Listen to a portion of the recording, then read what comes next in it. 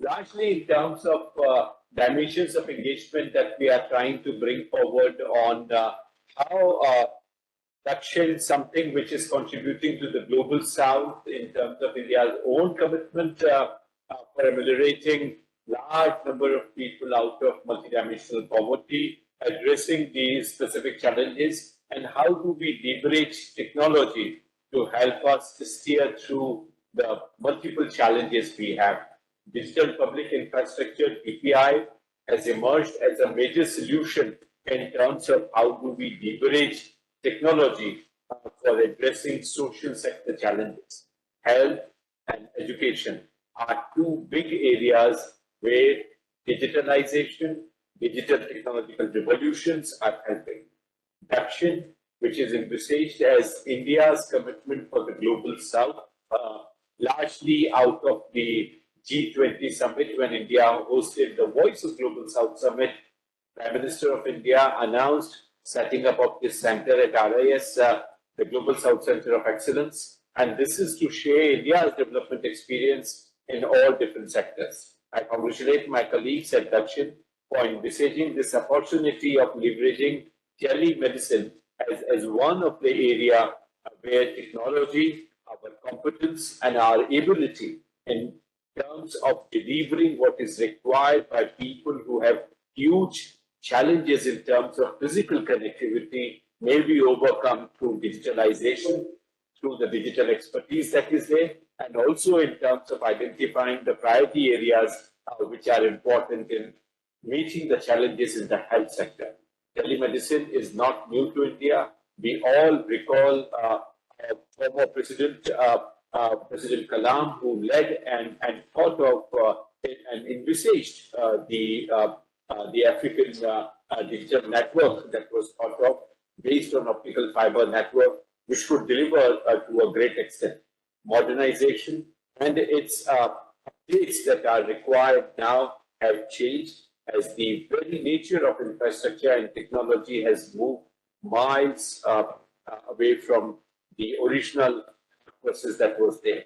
Thanks to very specific efforts that countries have made, even doctors are making, the people who are practicing, the entities who are practicing telemedicine have evolved.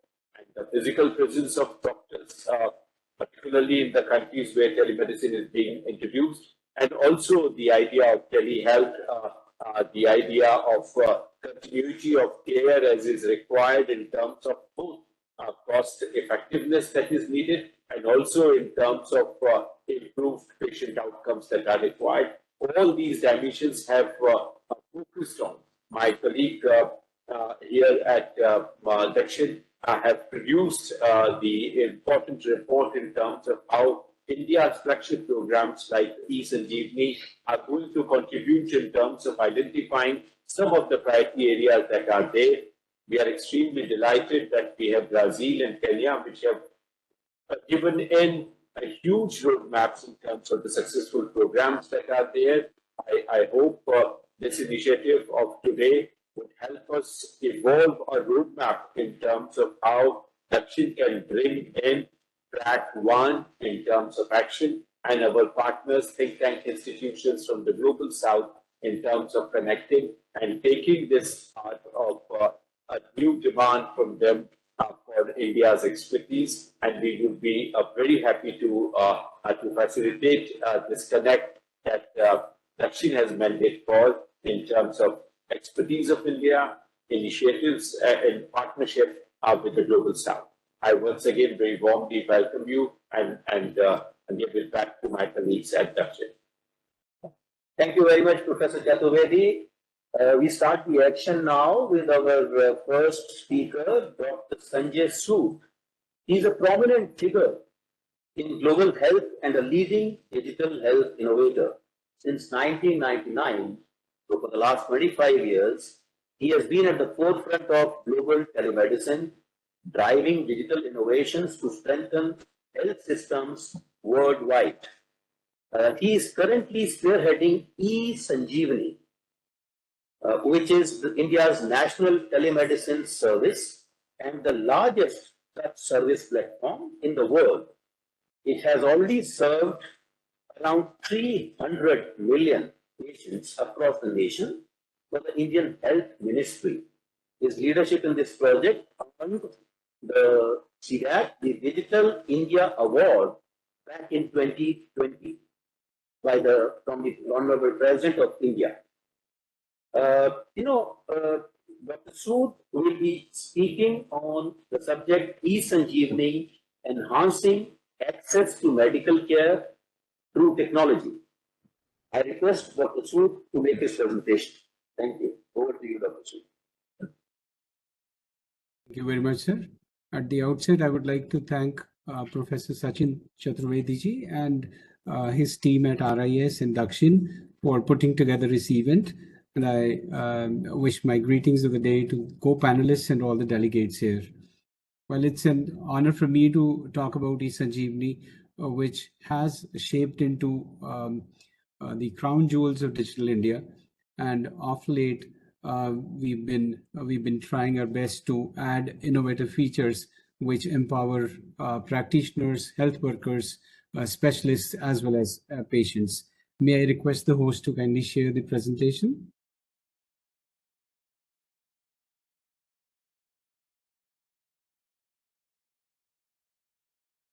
Thank you very much.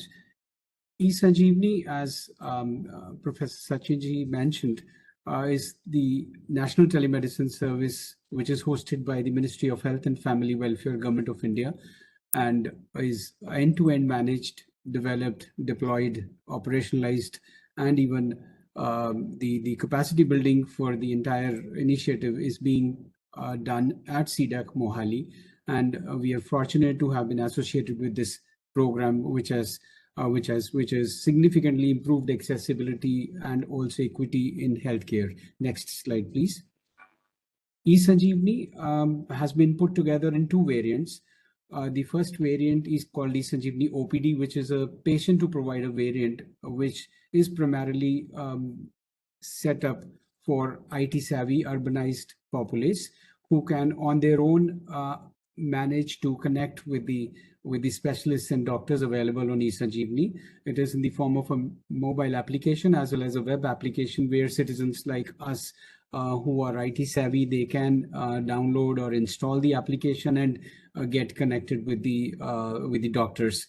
And as per the guiding philosophies by the Ministry of Health and Family Welfare, Government of India, we have ensured that the processes and the workflows within the platform are replicative or replicated as we see in face-to-face OPDs running in hospitals and public healthcare facilities. And the second variant that was conceptualized, this was the variant which was originally planned for e-Sanjeevani, and it is COVID's, it is because of COVID that e-Sanjeevani OPD had to be put in place because all the hospitals and OPDs were closed down. So e-Sanjeevani OPD came to the rescue of the country and the populace and provided all important non-COVID care to patients, and then later on moved also provided COVID care. e-Sanjeevani AAM, which is a provider to provider variant, has been implemented at over 125,000 health and wellness centers. And by AAM, we mean Ayushman Arogya Mandirs, which are the health and wellness centers at the ground level. And the objective of putting together e-Sanjeevani AAM was to increase the access of specialized care and quality care at the for the rural masses and isolated communities. It also was meant to act as a gatekeeping mechanism to avoid cluttering of secondary level and tertiary level hospitals. And then it also had a very important objective to ensure continuity of care by putting in place electronic e-health systems in the entire healthcare delivery system across India. Next slide, please. May I have the next slide, please? And this slide reflects the way e-Sanjeevani has rapidly been adopted widely as well as quickly. And till date, eSanjeevani has served over 275 million patients across the country. And as per the capacities of the platform, although the platform has been designed to cater to over 1 million patients every day, we've been able to serve over 630,000 patients in one day, and there are over 200,000 providers, which include health workers, specialists, and doctors who are providing services on eSanjeevani. And in the rural areas and remote communities or places, over 127,000 health and wellness centers are enabled, which facilitate eSanjeevani's or access through eSanjeevani to quality healthcare. And since eSanjeevani works in a hub and a spoke model, there are over 16,000 hubs set up by the state administrations across India, which are serving these 127,000 health and wellness centers, which act as spokes. And as I mentioned earlier, as far as eSanjeevani OPD variant is concerned, that is serviced by over 477 online OPDs, which includes specialty OPDs, super specialty OPDs, and also caters to some organizational healthcare delivery systems like Employees State Insurance Corporation. And eSanjeevani is also providing traditional medicine services through the Ministry of Ayush here in for Government of India. Next slide, please. As far as eSanjeevani's technology is concerned, eSanjeevani is centered around multiple innovations. There are lots of point of care devices which we've integrated, which enable or rather empower clinicians to make proper diagnosis. These devices are available in health and wellness centers. They enable connectivity or getting the results about physiological parameters and various rapid diagnostic tests for enabling doctors to arrive at accurate diagnosis. We also have provision for patients to come for follow-up consultations with the same clinicians. And to some extent, we are also using artificial intelligence in this platform, and it also enables real-time sharing of health records. There are multiple aspects which make it a very scalable and very secure platform. It is based on cloud environment, and as I said, it works on hub and spoke model, and it has a multilingual interface which makes it easy for people across the country to use the platform. It is available in 12+1 local languages, and it complies with all the electronic health record guidelines put in place by the Ministry of Health and Family Welfare. It also complies with telemedicine practice guidelines, and we also have ensured that it is in compliance with Ayushman Bharat Digital Mission, which is shaping the country's digital health ecosystem, or is acting as the backbone of India's digital health ecosystem. And we also comply with various international clinical standards, such as systematized nomenclature in medicine and clinical terminologies.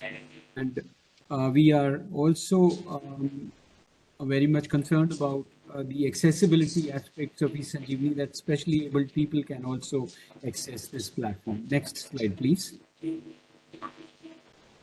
And as I said, during COVID, it played a very important role. And between April 20, when we rolled out eSanjeevani OPD, till March 2022, when we had 3 waves of COVID, eSanjeevani served over 30 million patients.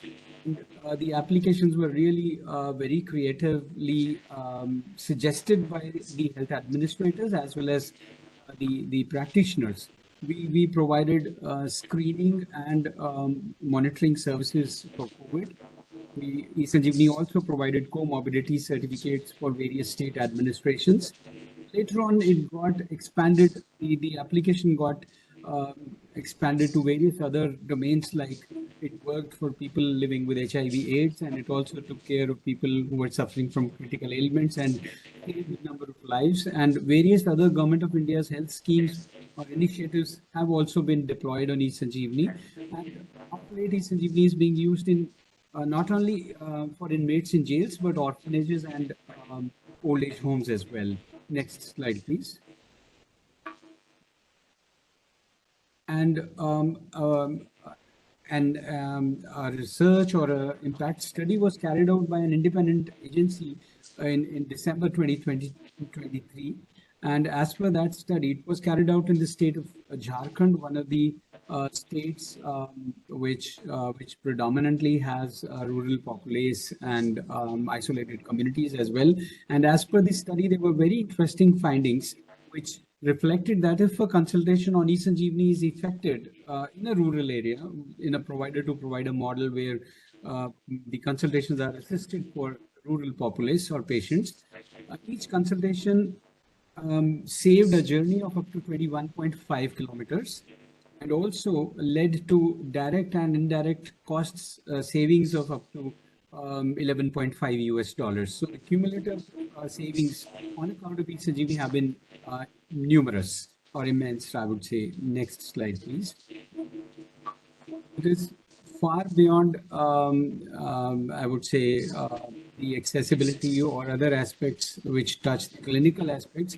eSanjeevani is also contributing towards the economical growth of the country. And we are coming up with multiple innovative features, like we are using state-of-the-art technologies. India is a diverse land and there are multiple languages used, and there are health institutions which are of national repute and only one in the country for specialized care.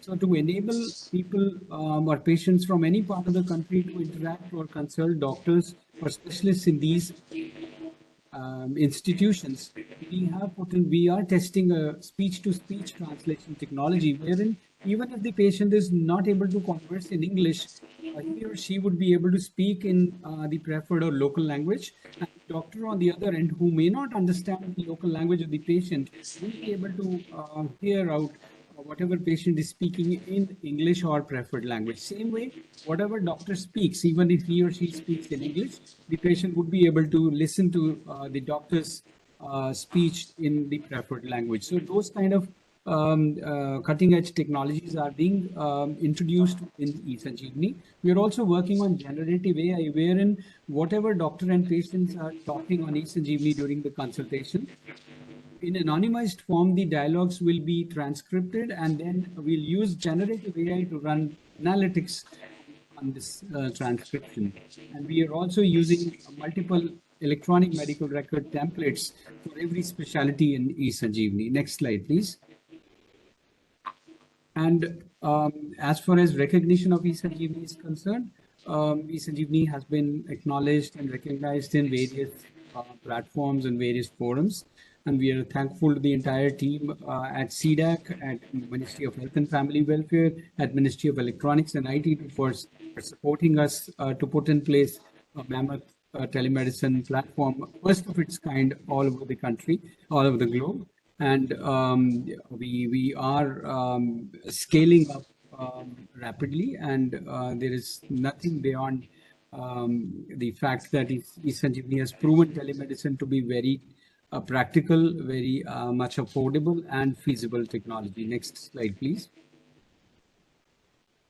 As far as international collaboration is concerned, eSanjeevani is already driving 4 sustainable development goals, which includes it is improving gender equality. It is also a part of industry's innovation, and we are able to reduce inequalities and also ensure good health and well-being of the citizens. And we have, through Government of India, placed eSanjeevani as one of the most successfully implemented digital public good on India Stack Global, wherein Government of India is making the technology and the know-how available to just about any partner nation who wishes to adopt this technology and use it for their populace. There are certain steps which we feel can make it easy for adopting eSanjeevani or customizing eSanjeevani for implementation in other countries. And that is it from my side. Thank you very much. Thanks a lot. Thank you. Thank you very much, Dr. Sood. That was an excellent start to the program where we learned about the long journey that you have had to instill a telehealth service in India and how it was so useful during the time when the world was grappling with COVID. The 3 points that you made, the first, that the whole focus of your R&D in CDAC while creating this e-Sanjeevani or telehealth program was on access, equity, and inclusion. These are some of the mantras that we at DAKSHIN, the Global South Center of Excellence, also keep in mind whenever we think of development solutions that we want to be hosted by our platform for use across the Global South. The second aspect of innovation and continuous innovation that you have been undertaking, not only as the technical people, but in interaction with those who are the users of the system. And the third point, which is very relevant for us in developing countries that you've made, that I think we can discuss during the open discussion section also, how are these kind of platforms contributing to the economic growth in general of developing countries? So resource constraint is something that we in developing countries are all grappling with. And when these kind of technology solutions involve an impetus to economic growth to our countries, that becomes an even more important development solutions for us to host. Now I would request our next speaker, Dr. Ramaswamy Kin from Arvind Eye Care, a hospital chain started in Madurai in southern part of India. He is the Chief Medical Officer in that hospital currently, and also the Director of the Information Technology Systems and Systems Division of the Urban Eye Care System. Under his leadership, the hospital IT team has developed an electronic medical record, which is currently used in all their hospitals and even by others. And he has done a lot of research on this work, apart from his core area of retinopathy.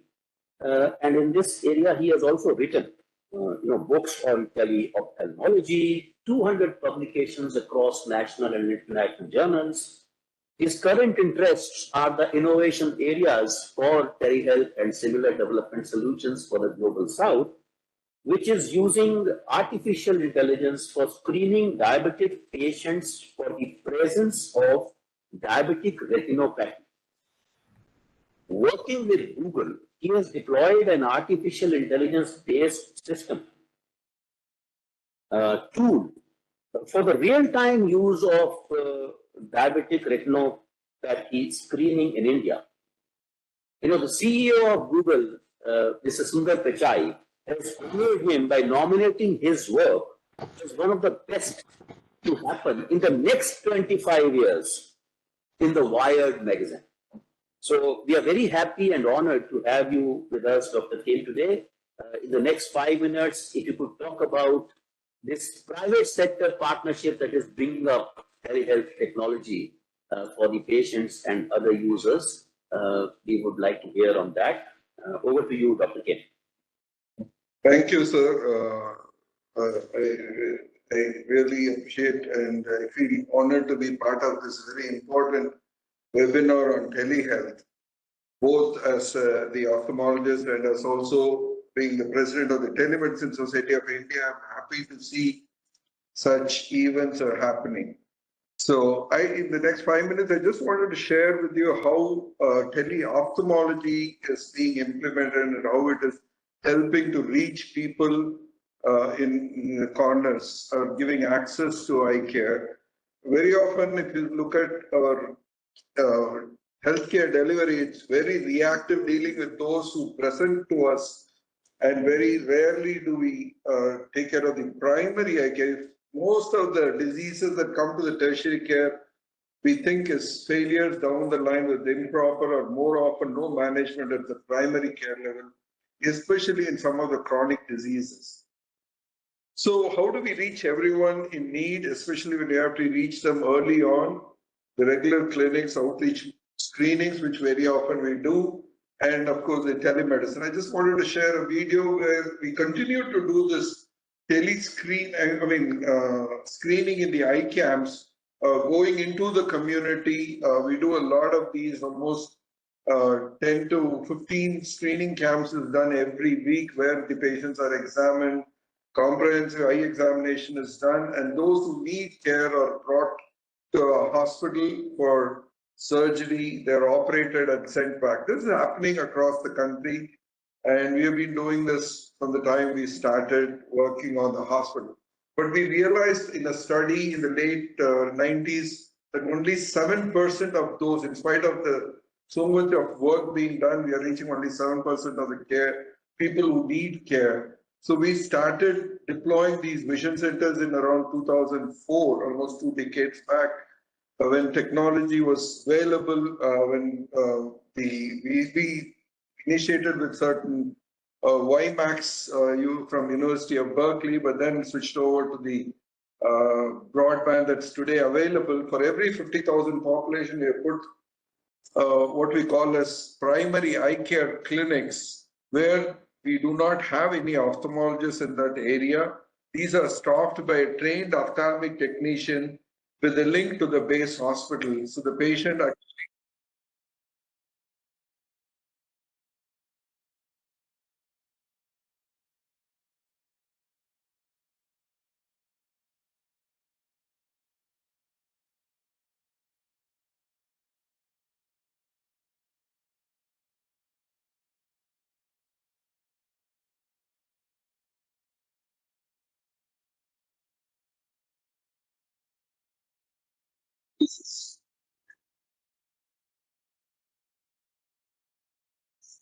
Dr. Kim, the video voice is not audible to us.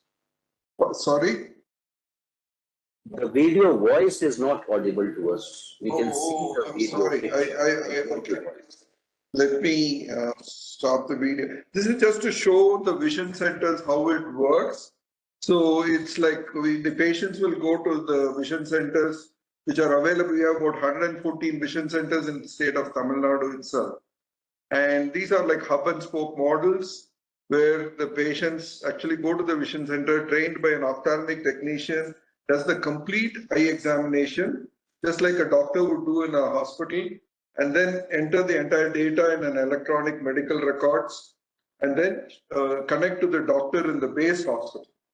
The doctor then does the look, is able to look at the EMR simultaneously, whatever images that are taken, they're able to see and immediately give advice. And the most important thing is they talk to the patient, face to face, tell them what they should do. So we usually train our local women from those places over 2 years specifically for this purpose. And they are periodically trained as a continuous medical education for them. Teleconsultation is done. What is very important is to close the cycle, where the patients, if we advise glasses, they get those glasses there. If they have medicines, the medicines are prescribed or dispensed there, and they need not go to the city. And what is very important is 87% of the patients who receive care at the VC do not have to travel to the base hospital. Only 13% need to travel to the hospital for any further intervention, including surgery. And initially we had a lot of apprehension, but over a period of time we realized people are really accepting it because of the way they are able to converse with the patients in less time, and it is available locally, and the cost is phenomenally low for them. This is just to give you a comparison. If a patient had to travel to the base hospital or a tertiary hospital versus if they travel to the vision center, in spite of taking an attender and all that, is really a huge benefit for the patients. And we see about almost 3,000 patients each day across. We have today about 114 vision centers. And in the last 1 year, we have seen close to 1 million patient visits have been seen in these vision centers. But what is important is this has become the best last mile connectivity in any healthcare intervention. In scaling up the vision centers, we have deployed it in Tripura, Chhattisgarh, and Tamil Nadu government. All these governments have taken up these vision centers, and Bangladesh is in the process of deploying almost 400 vision centers, 200 already laid in pan-India. So we really think this is the best last mile connectivity for patients, especially in eye care, because this really gives away, because most of the diseases are image based, and we really are able to reach patients, especially patients with chronic diseases.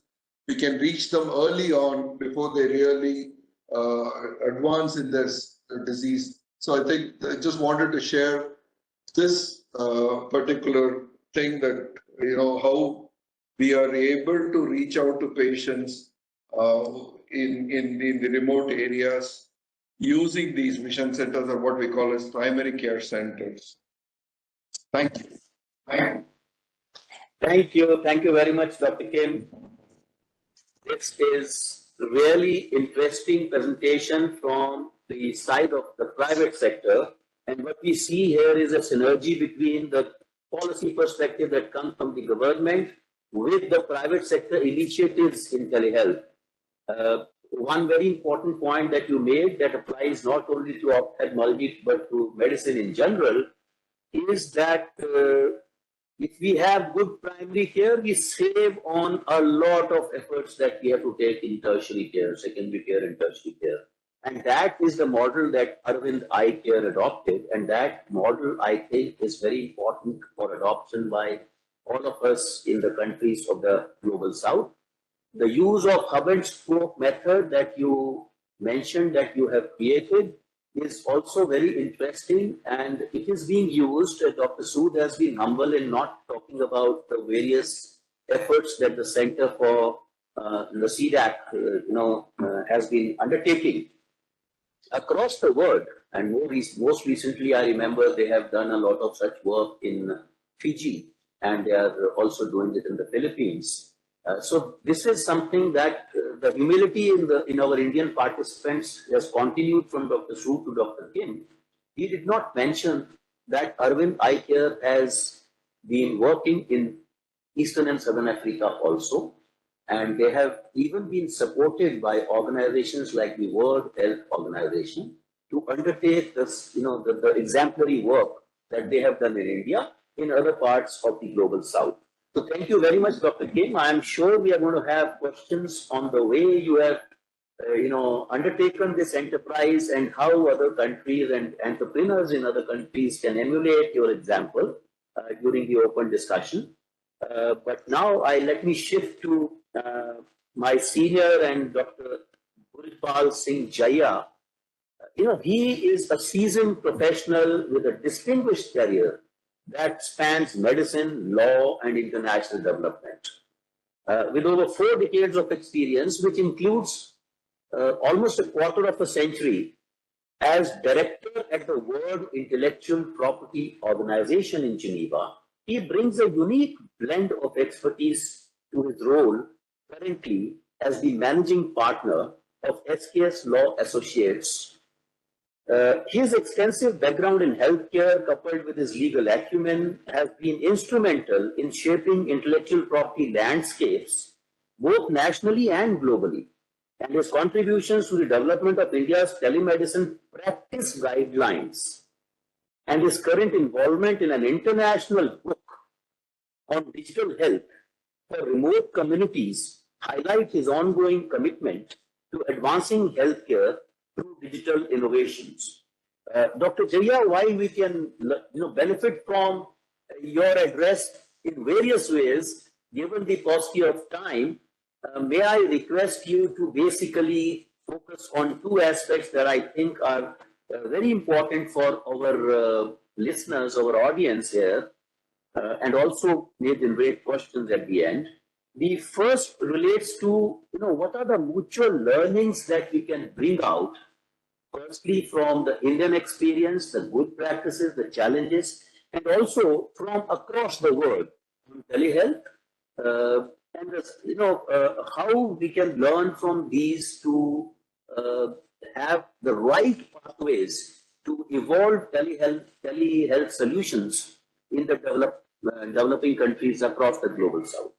And second, given your expertise, your extensive expertise in intellectual property and innovation, if I may ask you to spend a minute or so also on transfer of technology, open innovation, and startups in the telehealth scenario, and how the global south can benefit and learn from them.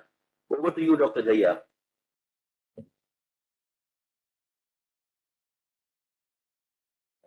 You are muted, Dr. Jaya.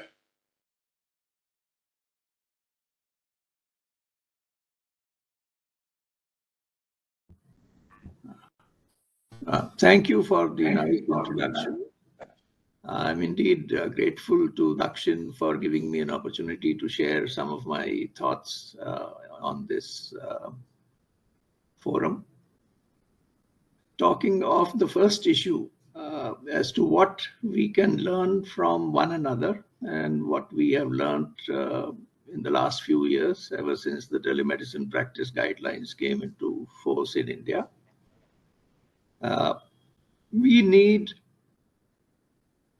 clarity in what we do. That we now have telemedicine practice guidelines in India is a big step forward. However, much more needs to be done to ensure that we have the standard of care and the informed consent which are essential to care of a patient built into the telemedicine system as well. There are huge challenges in this area. We have conflated a patient coming onto a telemedicine platform as consent for telemedicine. Consent for being seen by a doctor is not sufficient unless you explain to the person that there are inherent limitations in the telemedicine modality. That's a matter of both equity, fairness, and legal understanding of the issues. From a practical point of view, telemedicine proved to be a very big boon, particularly during COVID-19. Even a simple phone call was making a huge difference in that period. And if you had eSanjeevani backbone, even in the hub and spoke model, it made a huge dent. And the continued growth of eSanjeevani itself indicates that public infrastructure-led telemedicine is here to stay. Whether hub and spoke is the future or whether the smartphone is the future, ultimately, we need to catch the issue early at the person's home. And for doing that, we need access in the remotest corners of the country. So from an equity perspective, the digital divide today is still a reality. eSanjeevani or any other telemedicine modality helps those who have smartphones and who are located at places where they have the network and the bandwidth, which enables access to a doctor. Cost, insurance of telemedicine are still issues.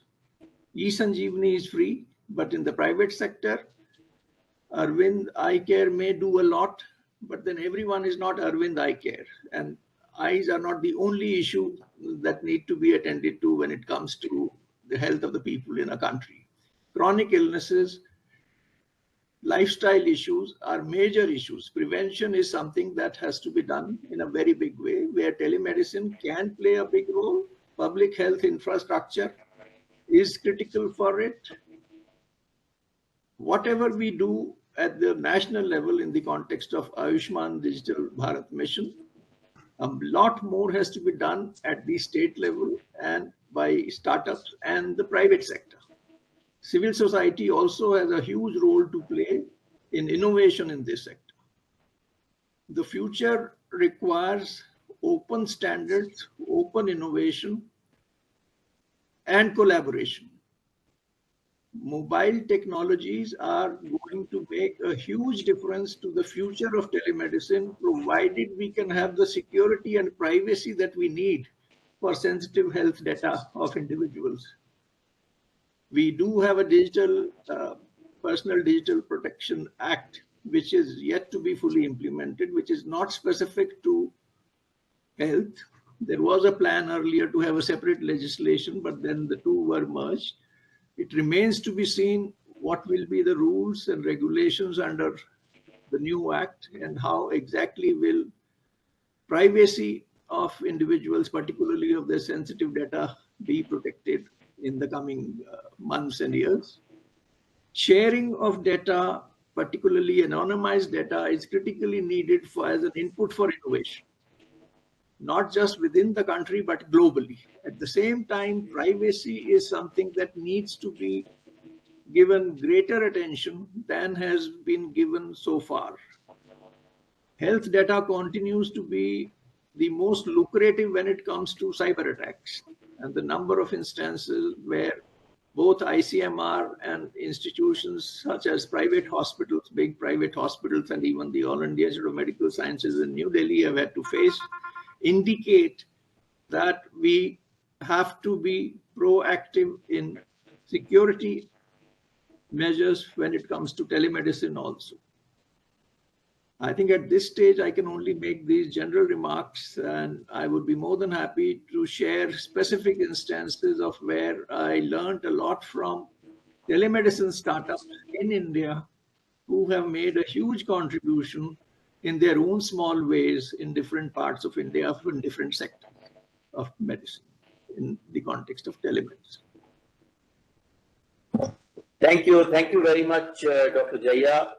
You have, set the stage for the next phase of our workshop, which is on how to actualize the large policy perspective that we bring through telehealth and its instruments like e-Sanjeevani, which is being operationalized in India. You are very right. Public sector and some exceptions like Arvind Eye Care do not constitute the entirety of the telehealth system that we are providing in our countries. And there are several issues that need to be kept in mind when we promote such a policy. Your focus on the right protocols and standards, on privacy, on the need to have enough technology, bandwidth, the technology required for anonymization of data and of ensuring action against cyber attack. Dr. Sood, I'm sure you are listening to this and you are taking care of it in e-Sanjeevani. I haven't faced any problem in e-Sanjeevani so far, so far as cyber attacks are concerned, but the private sector is very much, vulnerable to these issues. The other point that you made is a very interesting point leading from what Dr.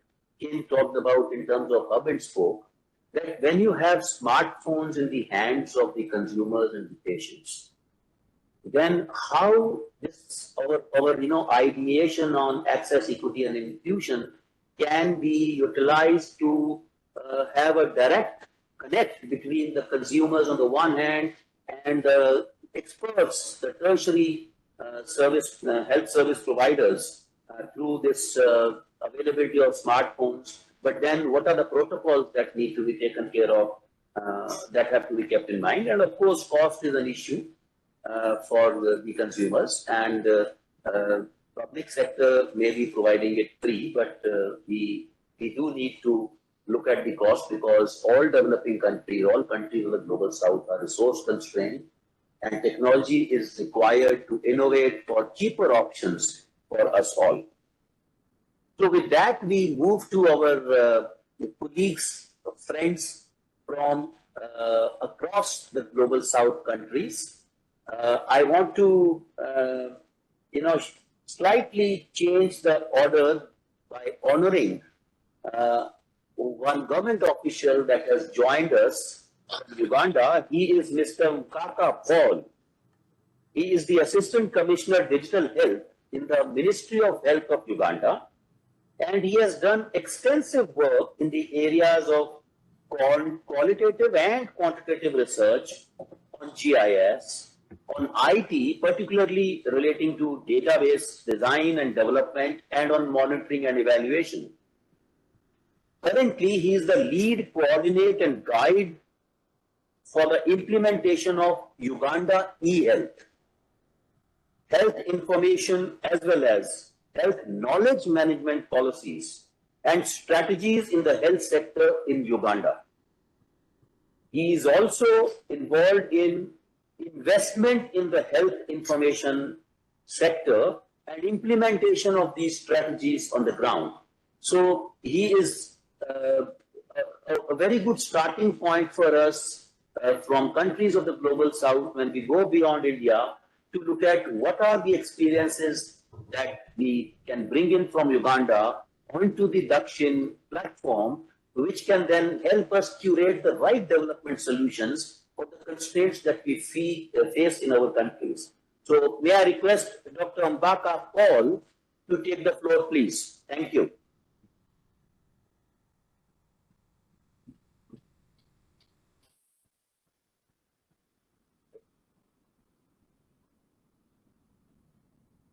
Mr. Paul, are you able to connect with us?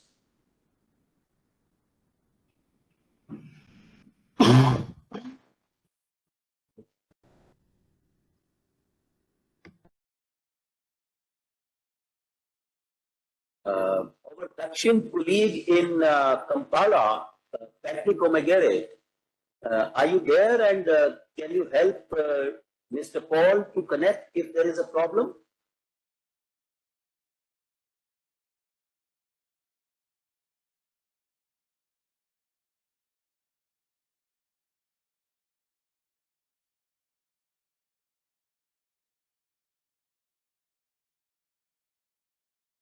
I am not able to hear either from Mr. Paul or from Patrick. He's calling me. Okay, so in the meanwhile, may I request Dr. Rose Ngugi, the Executive Director of Kenya Institute for Public Policy and Research and Analysis, Kenya. Dr. Ngugi, RIS and IPRA have had a long relationship, a very friendly and constructive engagement together. We are happy that you invited us from DAKSHIN to participate in the 4th Industrial Revolution International Conference that you held in Kisumu City a month back. We were able to provide, participate both virtually and in person. Patrick was there. But we also want to, congratulate Kenya for a lot of good work that is being done in the technology sector. And we would like to listen from you about the experiences from Kenya. Dr. Ngugi, for the colleagues with us today, is, secretary to the board of IPRA. She is involved in providing technical guidance and capacity building on policy and strategy formulation to the government of Kenya and other stakeholders, and contributes to the achievement of national development goals. She has also been a senior advisor earlier in the office of the Executive Director of Africa Group 1 at the IMF in Washington, and has been a member of the Central Bank of Kenya Monetary Policy Committee, and has a vast teaching experience in the University of Nairobi School of Economics. Dr. Ngugi has published widely. As a professor, we expect that from you, Dr. Ngugi. Thank you very much. She holds a PhD in Business School, Birmingham University, UK, and specializing in financial markets. She has been awarded the Head of State Commendation of Order of Grand Warrior by the President of the Republic of Kenya in December last year. So thank you for joining us, Dr. Ngugi. Over to you for your presentation.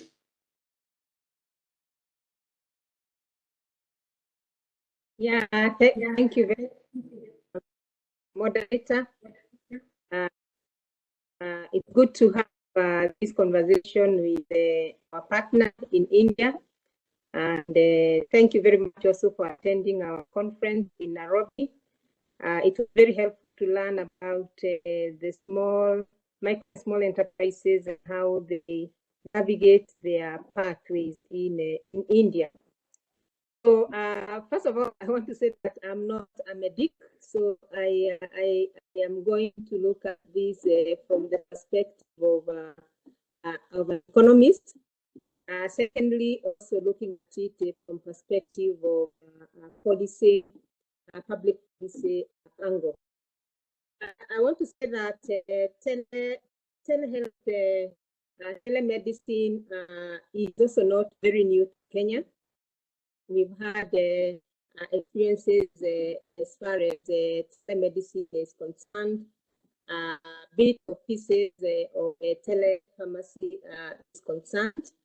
But I would say that we are not yet there as far as exploiting this new technology is concerned in terms of improving our health system in the country.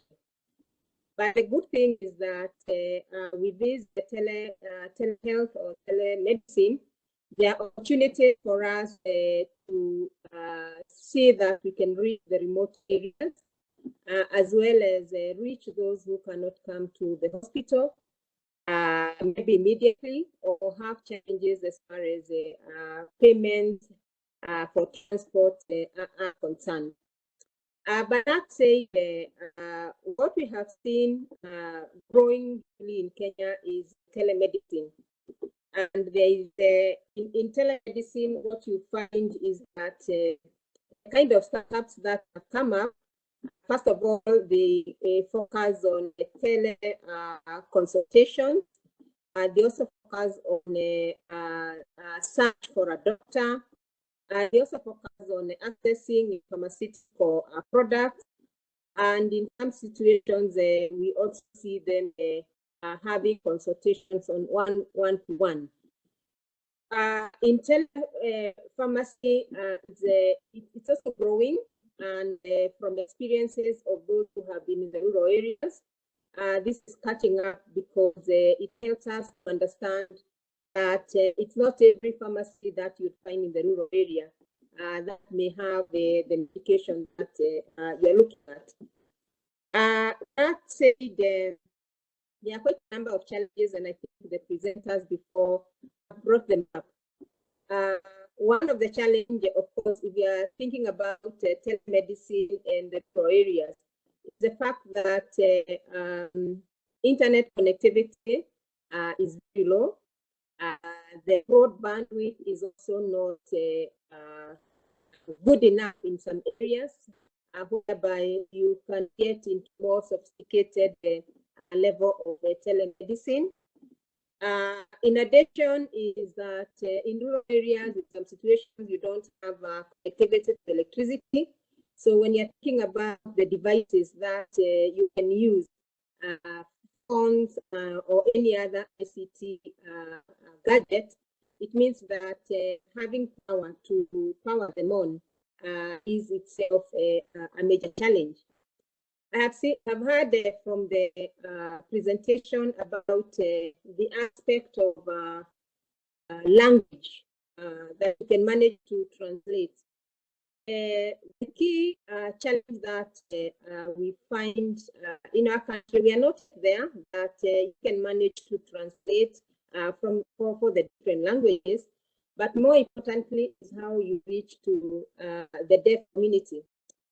I have had an experience going to even physically to see a doctor, and you find that a deaf person is not able to communicate effectively with a doctor.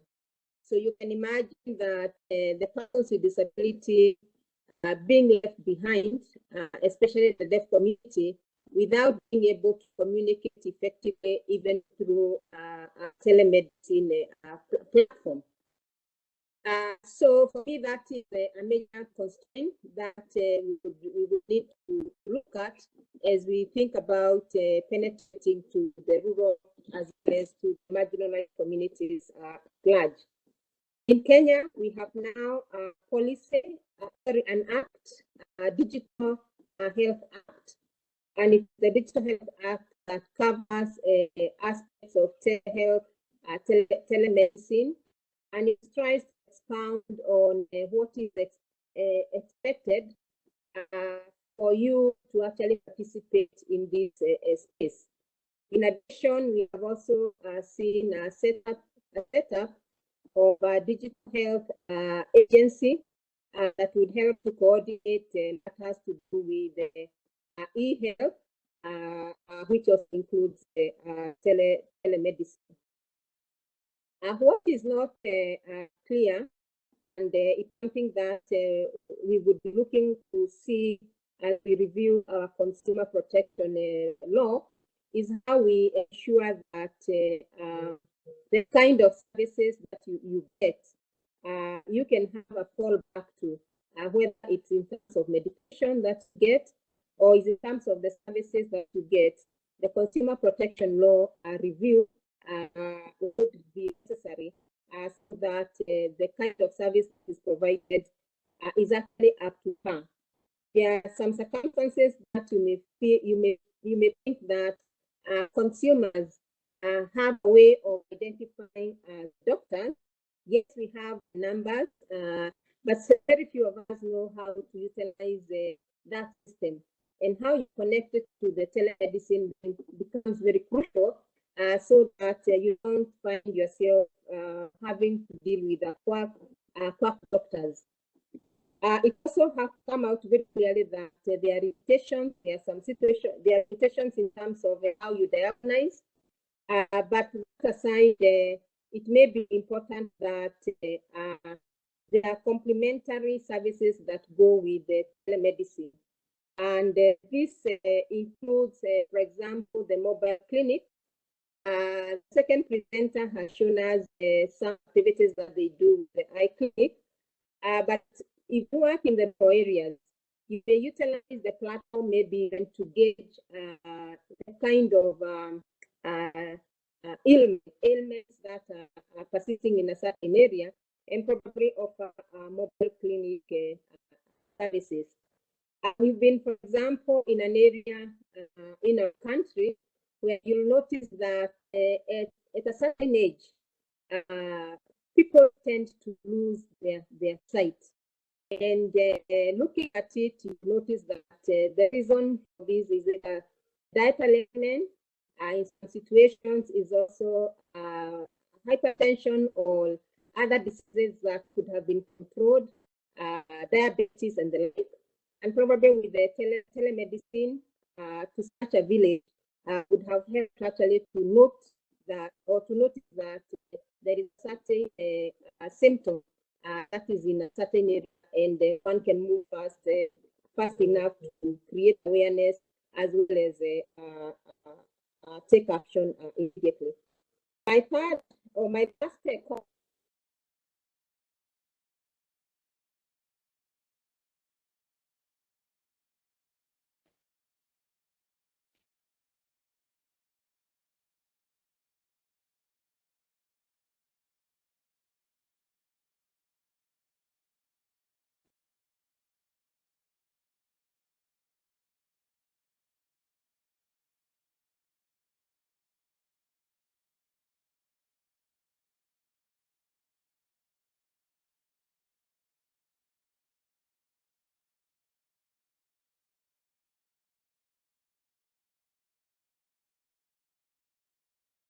Anytime that they have an issue. And then lastly is the issue of costing. Yes, we always say that it reduces the cost element, but how do we integrate the payments? In Kenya, we have now the, for example, the M-Pesa system. Maybe want to look at that it's easier to integrate to pay. But in most cases, one is not very sure that having medicine, you reduce the cost of consultation, because consultation sometimes throws away a patient who needed service from a doctor. So, and then finally is the issue of where you don't have connectivity. Do you have alternatives, say, for example, using US SSD? In Kenya, what we have seen is that for farmers, they are able to send messages to consultants to learn more about maybe diseases for the animals, maybe diseases for the crops. Is that a platform from the three who have presented and indicated that they have some apps? Is this a platform that one can utilize for maybe a certain level of consultation with the client, such that we don't leave anyone behind, whether you're in a very remote area without connectivity, internet connectivity, but probably having a small phone can still send a message. Please stop there for the thank you.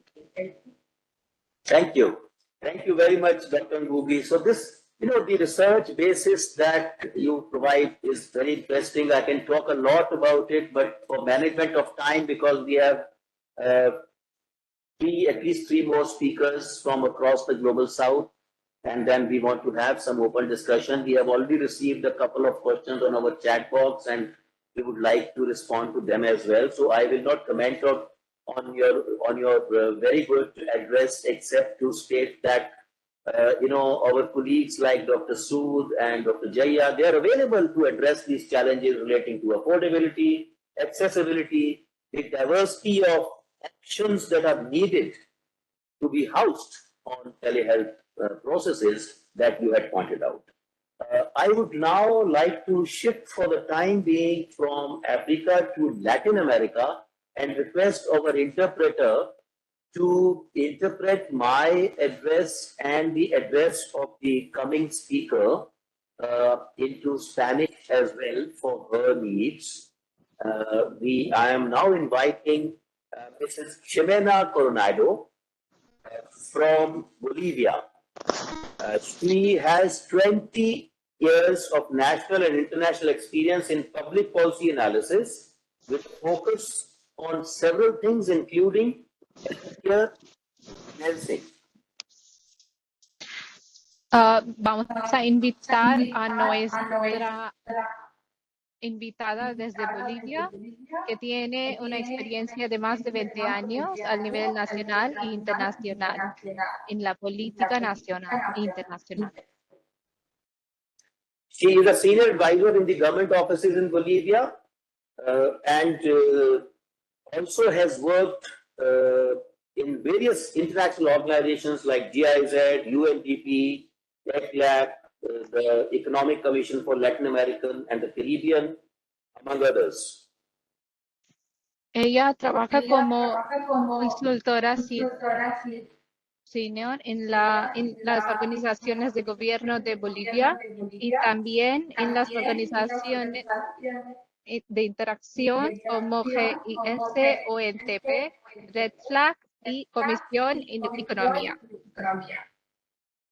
In terms of her work on health economics, she has contributed to constitutional reforms in her country and has led research on Bolivian unified health system, public health expenditure, and other healthcare related questions like inequalities.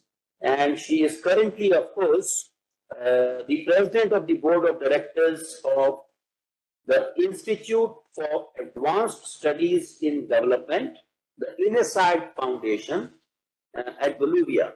Over to you, Mrs. Coronado.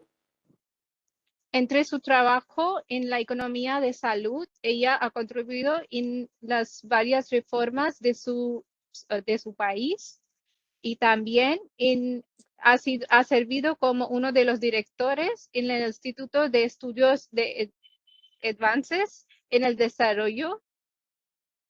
Ahora vamos a invitarle a nuestra invitada para que empiece su discusión.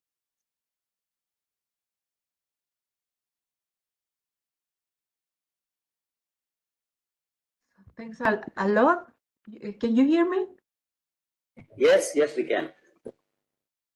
Thank you. At least I would like to express my gratitude to the Global South Center of Excellence for the opportunity to share this this meeting with such prestigious colleagues.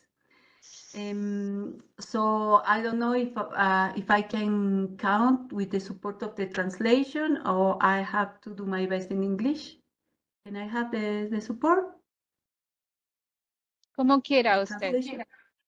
Yeah. Okay, thank you. So can you see the pointer also? Yes. Thank you. Thank you. So I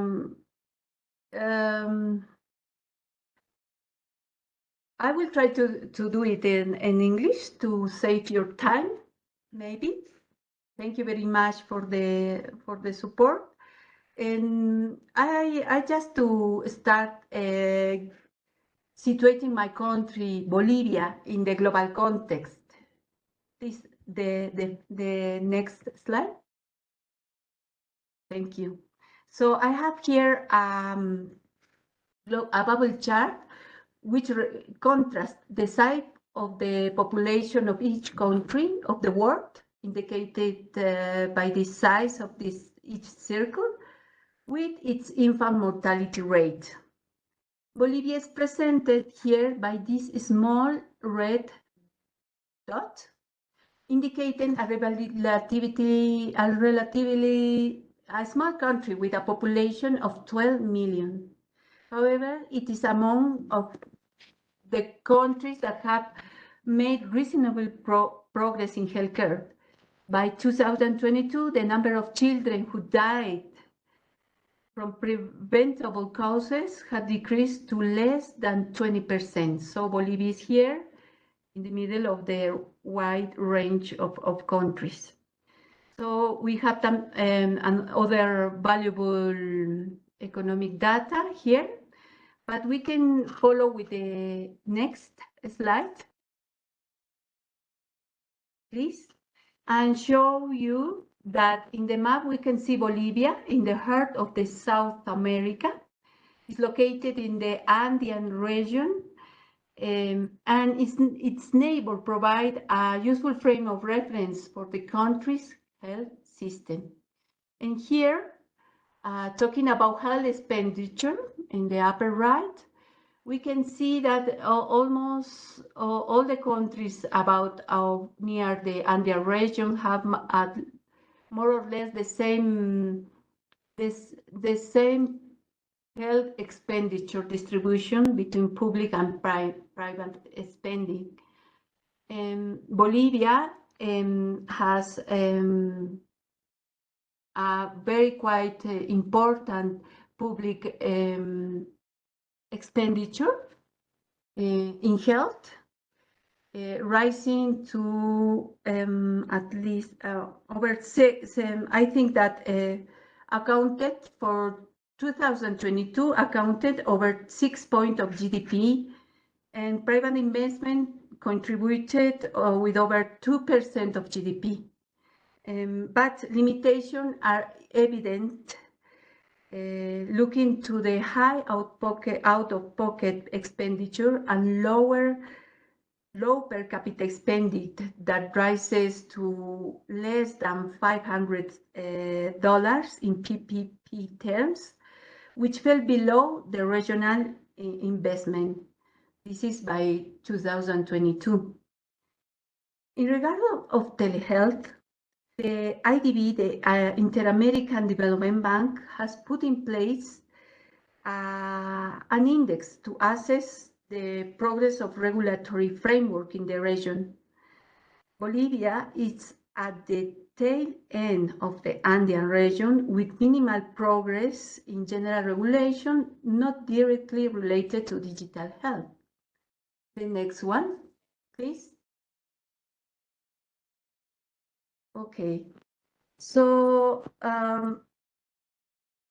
in Bolivia, the telehealth as a public policy is a recent development. In 2018, it became a public policy and establish a program with the goal of making specialized medical visits accessible to a wider population using information technology, social media, and telemedicine in order to provide high-quality care to more people. The initiative faced limited resources and the lack of clear guidelines. Some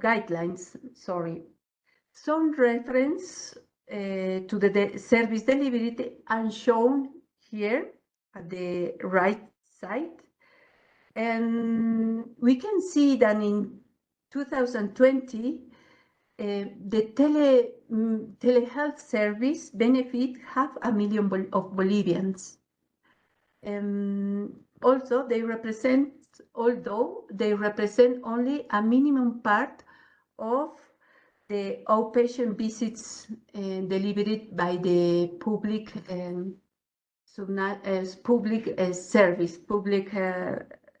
health service. We can see also that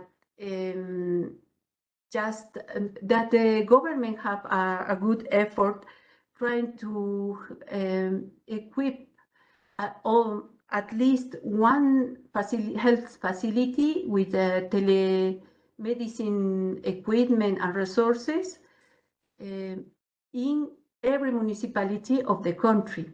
In Bolivia, we have 340 municipalities. We have to take in consideration that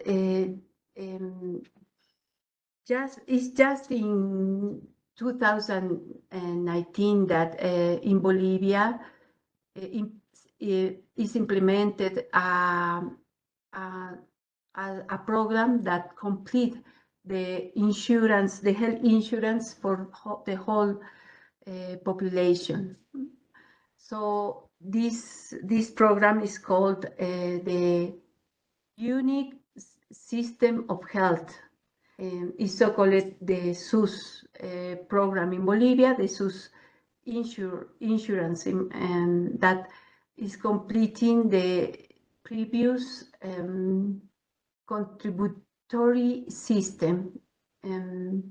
Okay, from now we have very narrow regulation talking about telehealth, and we can see in the next slide, please. The next one, that Bolivia is facing strong challenges. But the main ones, the first one that we have to face is the lack of a standardized and integrated health information system, as well as a digital health record. Furthermore, there's currently no specific regulatory framework in place, so that led to it's impossible to establish minimum standards for these services, these telehealth services. As a result, there's a lack of clarity regarding the quality and the scope of telemedicine services being offered in the country. And additionally, this raises concerns about data security and privacy. But at the same time, we can see opportunities in this so young policy. We think that the ongoing construction of the health systems offers a unique opportunity to implement new technologies and contribute to the regulatory framework, which is not possible in other countries of the region that already has their infrastructure and the technology developed and defined. Also, Bolivia is seeing an upswing in private investment in healthcare. Besides, international institutions are exploring the regional potential of cross-border telemedicine. Also, we can see that there is a growing demand for specialized education in the subject. And we can take note that in Bolivia, the spending on education exceeds spending on health. And finally, there's a critical need to promote health education and digital literacy among the community. In short, telehealth represents a significant opportunity in Bolivia with a wide range of untapped potential. And I think that it's all that I can say for now. Thank you. Thank you. Thank you very much, Mrs. Ximena Coronado. These are the kind of conversations that will help us in DAKSHIN, the Global South Center of Excellence, as well as our partners across the Global South, like INESAD in Bolivia, to identify what are the challenges and also what are the opportunities which we can learn from each other, and by that learning then connect the right people. So whether it is the presentation of Dr. Ngungi from Kenya or it is Ximena from Bolivia, this also gives us an opportunity to connect the agencies in India who have maybe some solutions for the challenges, and Indian counterpart agencies in these countries, in Bolivia, Kenya. So we invite from DAKSHIN side further conversations offline to curate some of these programs that we can work together on. I'm happy to also let you know that INESAD and DAKSHIN are already working on some collaborative research work on agriculture as well as on health sectors. And we are, I have already mentioned that we are collaborating with IPRA on various areas. I will now go to Asia, and go to Asia to a country that was adjudged as the 6th best, having the 6th best healthcare system across the world back in 2019. And just less than a month back, The Economist wrote a very nice piece about how good the healthcare system in Thailand is. We need to learn from the good practices of developing countries that we can emulate. I invite Dr. Titipol Diwanich from the Ubon Ratchatham University in Thailand. He has his PhD in Politics and International Relations from the University of Warwick back in 2005. And he has been working to promote and protect human rights in Thailand since then. Since the last 4 years, since 2021, he has been the director of the Regional Center for Human Rights Study and Coordination. And he was also appointed a human rights expert by the Office of the National Human Rights Commission of Thailand and continues to be that expert since 2021. He was earlier a visiting research fellow on human rights in the Lund University in Sweden. He has conducted extensive fieldwork in northeastern regions of Thailand, but also beyond Thailand in Laos, PDR, and other countries. And his work has looked at issues relating to injustice, issues relating to how protection of human rights can contribute to socio-economic development of the marginalized people.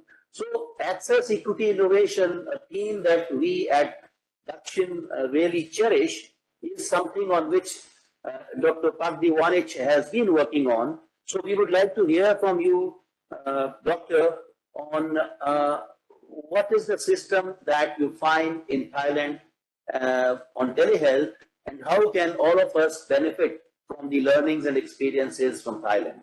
Over to you. Yeah.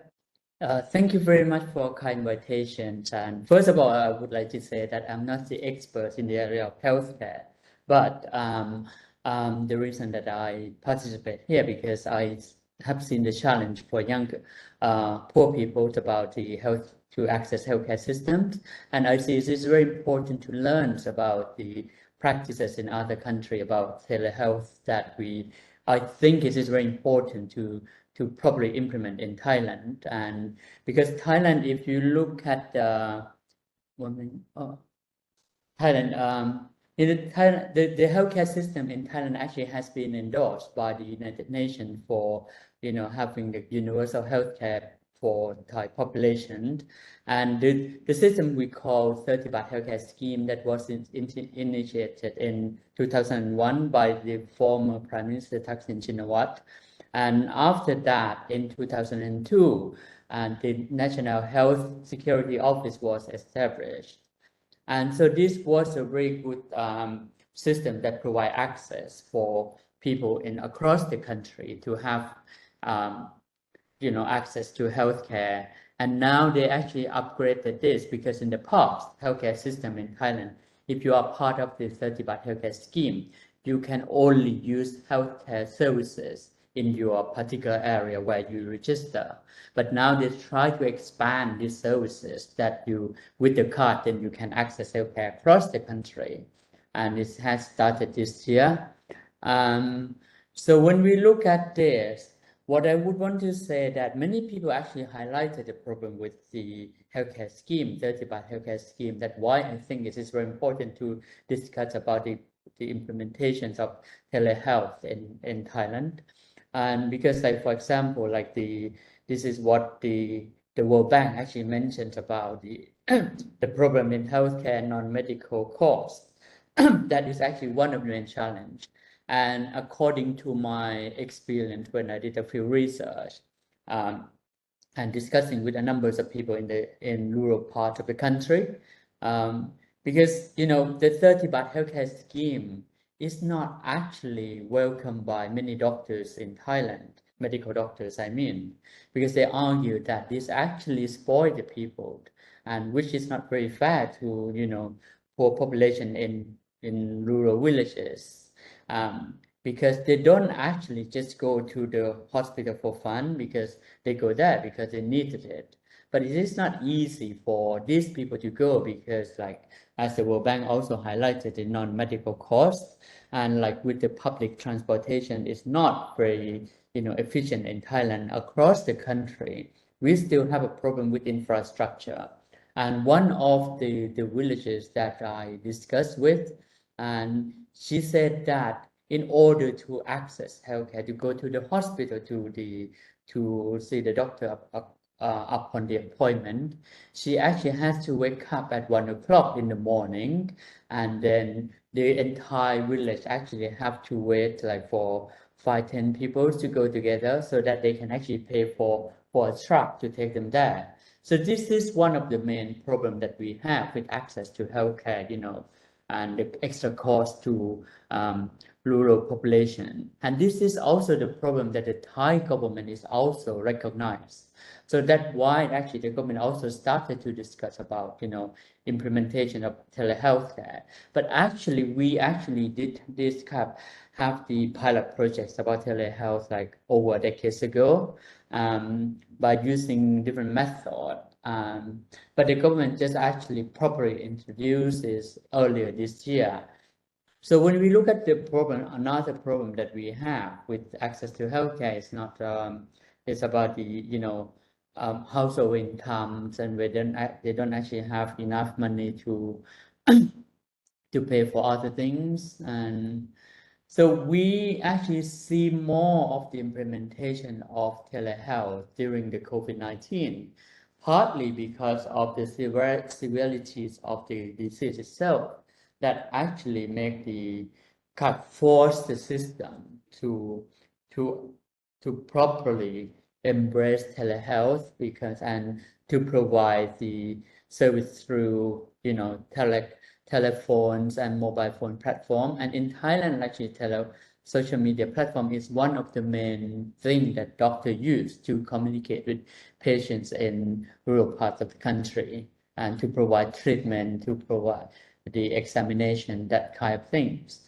And the other problem that we have, this is a picture when we did a project with stateless people. And the other problem, because in Thailand we have the national ID, and so which most Thai citizens have. So if you have this ID, then you can get access to healthcare services. But for stateless people, they have the ID card as well, but it's in different categories. It begins with 0.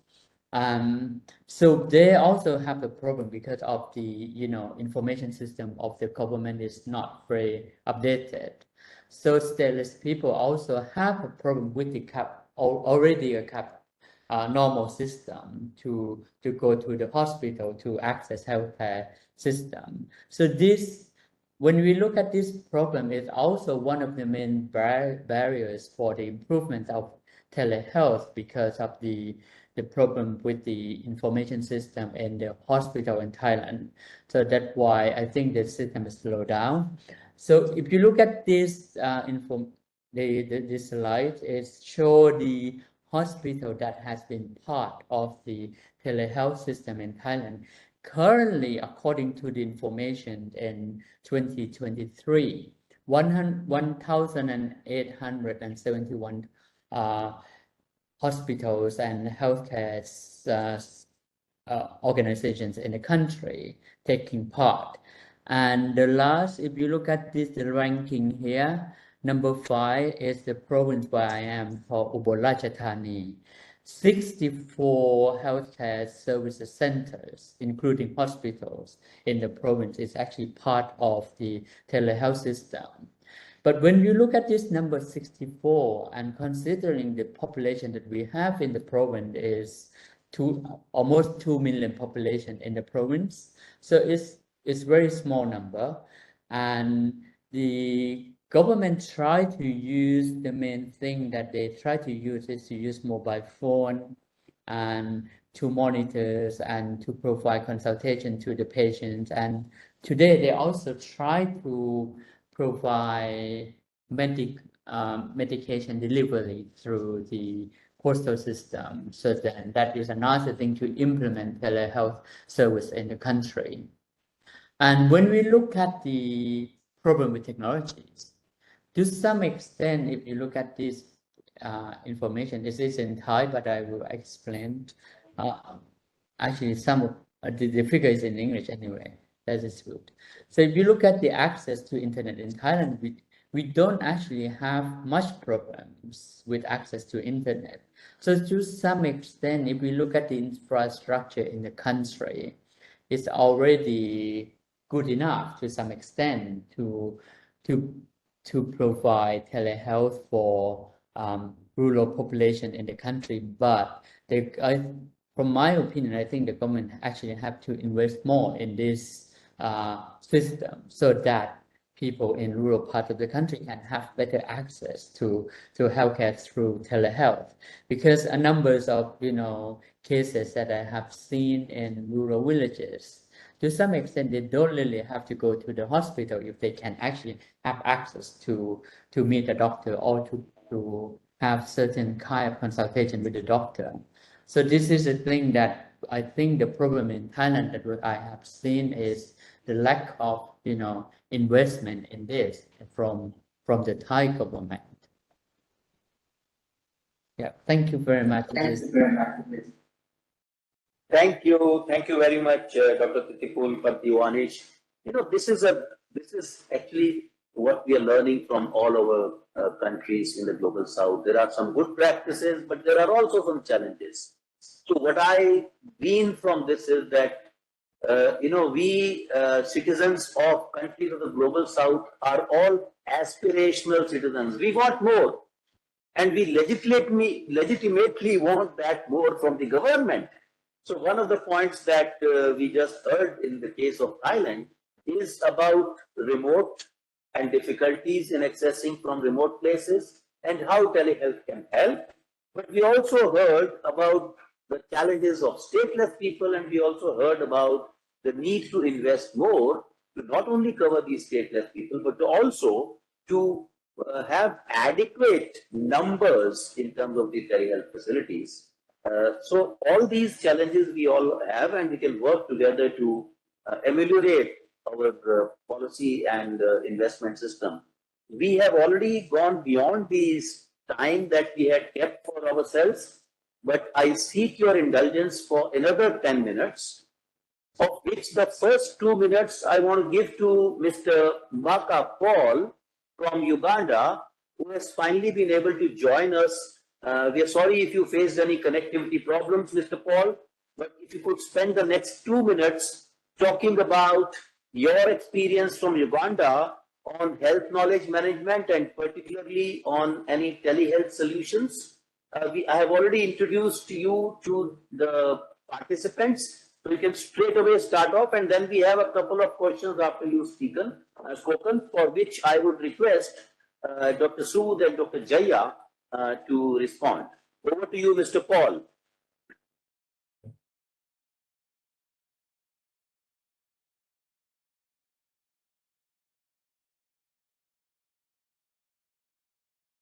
Mr. Paul, can you hear me?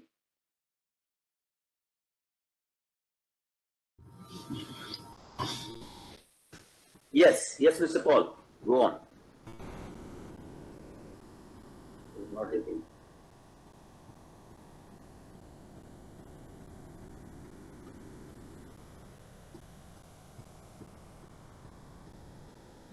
Oh, I think he's facing problems again. Let me come to the two questions that we have received on the chat box.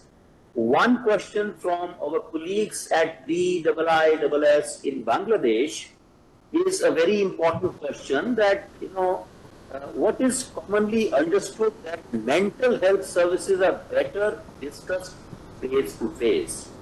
Many find it tougher to discuss their issues over phone. What sort of problems you face? I would in particular request Dr. Sood to respond because he has had recent experience of using telehealth to deliver on mental health issues in disaster situations in some parts of the world. The second question is, have you noticed any particular socio-economic class among which the idea of telehealth is more popular? If you can discuss this issue with a specific reference to the digital divide and access to the internet. Some of these challenges Dr. Jaya had mentioned, but maybe he can add on based on his vast experience on this digital divide and how to patch it up to make telehealth work better. So first may I request Dr. Sood for his comments on this question and also his concluding remarks. Sure, sir. Thank you very much, sir. Sir, as far as mental health is concerned, I would, and telehealth are concerned, I would like to share the findings of a research which was published way back in, I would say, late 90s, conducted in North America. The researchers wanted to understand the specializations or the branches which had matured or which had the tendency to mature very easily as far as telehealth or telemedicine was concerned. And the findings were that the first set of specializations which were open for adoption of telemedicine or telehealth in their practice included telepathology, or rather pathology, and then radiology, and the next in the lot was psychiatry. So psychiatry is centered around mental health. And the reason that why these three specializations were seen as the specializations or the branches of medicine which had the tendency to adopt telemedicine much faster than other practices. The reason was that these specializations or these specialties do not need a patient to be physically present with them, or they don't touch or feel the patient. Hence, telemedicine, as far as mental health is concerned, was considered one of the easy, channels for being deployed or applied in mental health. And secondly, it also takes care of some element of stigma, which normally patients would experience and would hesitate to see a doctor in person or face to face. So I feel that mental health is a I would say a fit candidate or a fit vertical for reaping the most of reaping the most out of telemedicine or potentials stored in digital health applications. So, and accordingly, the government of India has also embarked on a national telemental health program called Telemanas, which eSanjeevani is also contributing to. And the first point of contact is again a virtual contact, just over a telephone call. And in case the counselor feels that the caller needs even detailed, or rather needs to speak with the specialist like psychiatrist or someone else, then they move to eSanjeevani. So considering these cases, I feel telemedicine certainly can do a lot or help people with mental health issues significantly and in a much confidential or better manner.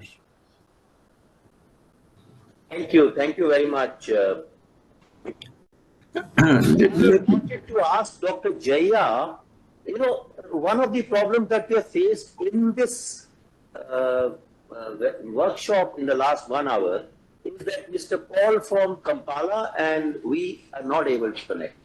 So is it just the socioeconomic classifications of the digital divide that is of concern?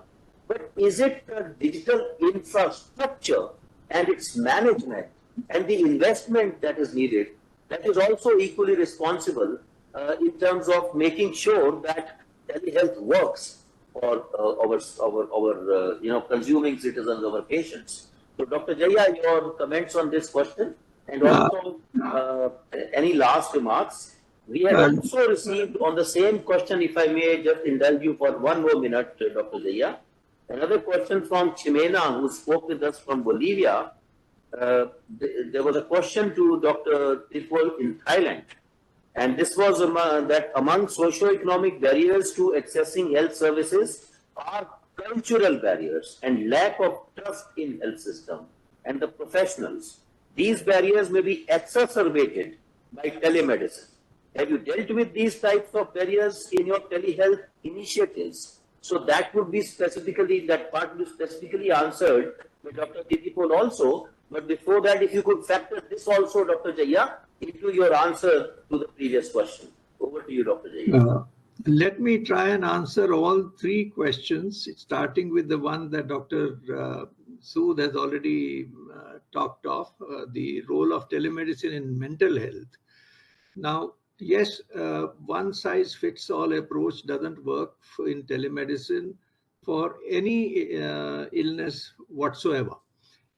Within a speciality, obviously, then it depends on what is the kind of issue before you. So when it comes to mental health disorders, as a rule of thumb, all anxiety disorders can be dealt with great ease in the telemedicine context. Mood disorders similarly can be dealt with much easily.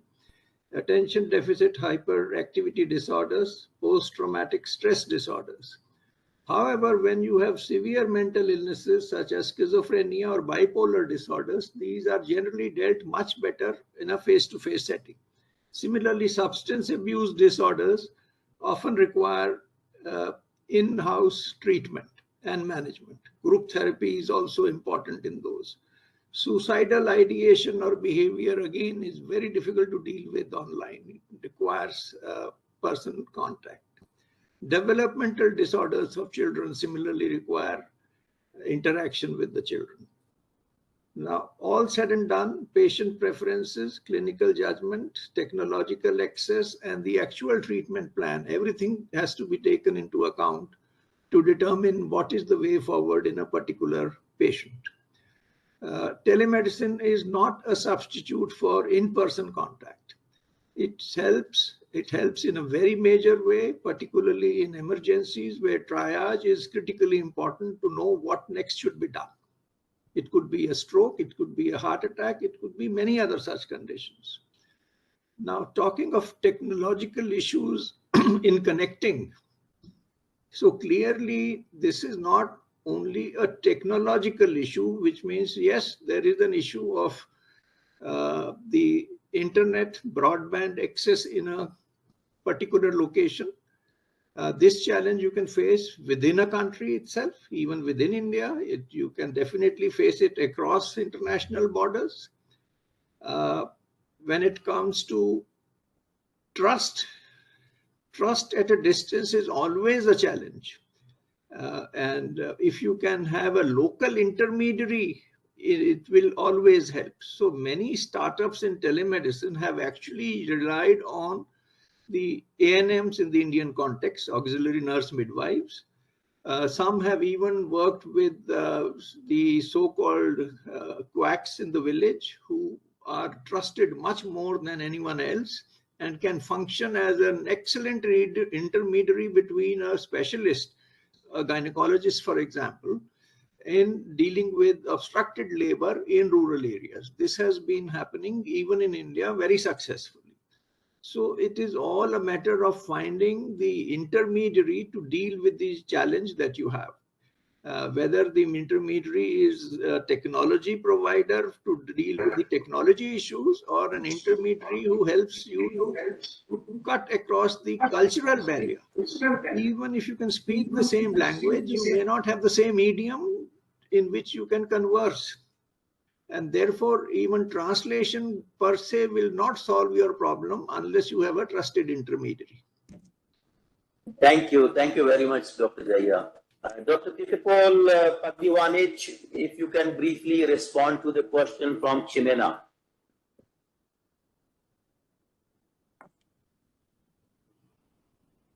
You are muted, Dr. Titipol. Yeah. Sorry, can I have the question again, please? Yes. So this is Chimena, our colleague from Bolivia. She is saying among the socio-economic barriers to accessing health services are cultural barriers and the lack of trust in health system and the professionals. These barriers may be exacerbated by telemedicine. Have you dealt with these types of barriers in your telehealth initiatives? So that is her question. As Dr. Jaya mentioned, there are solutions to this challenge, but the challenge is real. But what is the experience from Thailand?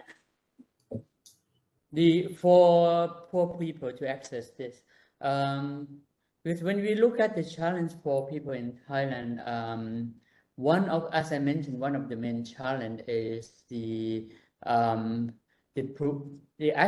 investment from the government, and the other thing is the access to technologies that is actually it's not cheap. Even people actually have access to those kind of informations and social media platform for when the doctor actually during COVID, doctors try to provide telehealth through consultation through the social media platform, but then many areas that people still feel is not easy for them because the cost of the access to this kind of internet connections and the technological infrastructure, perhaps that is also one of the other challenge that we have. Thank you very much. There is one more question. If I could request my colleague to read it out, and any of our Indian participants, if they could respond to it, and then we can end this. So this will be the last question. So we'll also listen to Chimena after this question is read out. Maybe she has the answer. Yes. Hola. Sí, okay. Yeah, let's hear the question first, Chimena, and then you can speak. We have a question from Ashish Gasayan. I would like to know the relative extent to which elements of digital infrastructure collide with faltering and fragmented physical healthcare ecosystem. How do the challenges play out in the telemedicine context, considering blockchain applications which involve disintermediation? So I can answer that question for Gosain. The answer is that investment is needed not only for telehealth and such digital infrastructure, but also physical infrastructure for our health system. But Chimena, over to you. Yeah. Vidushik, ¿puedes ayudarme, por favor, tú? Sí, claro, claro. Yeah. Mira, me refería a todos a ver cómo, a preguntarles cómo han lidiado con las barreras más bien socioculturales, ¿no? En Bolivia, especialmente en las zonas rurales, y supongo que pasa también por allá, las mujeres no son muy prestas a ir al médico, tienen miedo al doctor y a los tratamientos y ese tipo de cosas. Y esto se empeora con la telemedicina, ¿no? Mm, eso es algo que me interesa ver cómo han lidiado con esa, generando confianza, sobre todo en las mujeres, ¿no? Porque hay un estigma de género muy fuerte aquí en nuestra cultura local y Thank you. especialmente rural. Vale. Could you please translate this? Yeah, so I'm interested majorly in knowing the socio-cultural aspect of, especially amongst women, because women in general, if we see it from the cultural aspect, are afraid to go and see doctors and have consultations. So I am majorly interested in this area of social cultural aspect, majorly concerning women.